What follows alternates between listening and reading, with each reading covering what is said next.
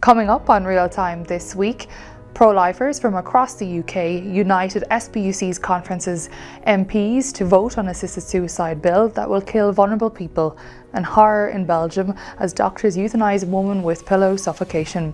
And SPUC's public rosary and candlelit procession is back. SPUC's one-day conferences have been hailed as a resounding success. Pro-lifers from across the UK united at SPUC's one-day conferences, which were held in London and Glasgow. SPUC was thrilled to introduce a lineup of dynamic keynote speakers, including David Campanale, and award-winning journalist and former Liberal Democrat candidate, and Alex Schattenberg, representing the Euthanasia Prevention Coalition. Mr. Schattenberg spoke frankly about the horrific stories pouring out of Canada as a result of the nation's euthanasia legislation. Both conferences were attended with hundreds of pro-lifers who left the event with an inspiring vision of the future of the pro-life movement and a renewed sense of the need for unity and courage. MPs will vote on an assisted suicide bill for England and Wales for the first time in 9 years. SPUC has called on Parliament to reject the proposed law, which poses an unacceptable mortal threat to vulnerable citizens. Labour MP Kim Leadbeater is submitting a proposed bill that would legalise assisted suicide to be introduced to Parliament on the 16th of October. A debate and vote will then follow.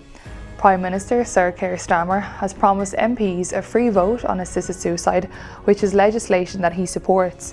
SPUC is encouraging everyone to act with urgency and contact their MPs, asking them to vote against this legislation.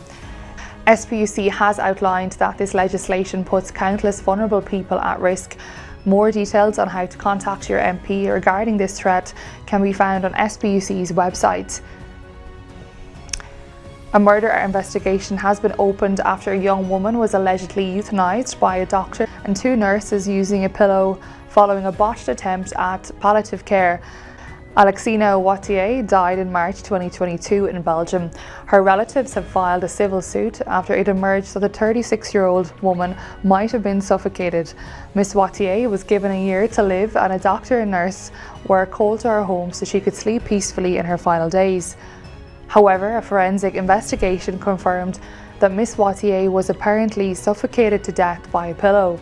A civil action has now been brought against the medical professionals involved in her suspected murder by asphyxiation.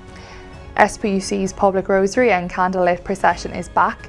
This will be taking place on October the 24th and will commemorate the lives lost and hurt by the violence of abortion and ensures that these precious lives are not forgotten. The evening will begin with a public recitation of the Rosary in George Square at 6:30, followed by a candlelit procession to St Andrew's Cathedral, where we will conclude with the Holy Mass. We hope to see as many of you there as possible. From SPUC's newsroom, this is Real Time, and I'm Catherine Mokler. Thank you for tuning in. See you again next week.